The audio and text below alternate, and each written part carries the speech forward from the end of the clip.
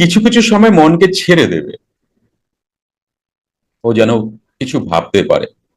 ওকে একদম আটকে দিলে গায়ের মধ্যে কিন্তু রিডি করবে, বিদ্যুতের মতো খেলা করবে ও, পুরো শিরা উপশিরায়, মেরুদণ্ডে, মানে মানে তোমাকে ছিঁড়ে পুড়ে খেয়ে ফেলতে চাইবে যদি অল টাইম শ্বাসে মন রাখতে চাও।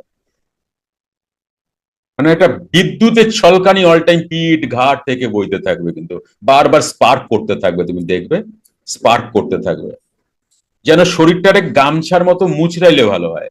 আমি জানি না যারা খুব ফুল ফেজে করেছো বা করছো যারা, তারা বুঝতে পারবে এটা, যেন গামছা নিগড়ানোর মতো করে দেয়, স্পার্ক করতে থাকে।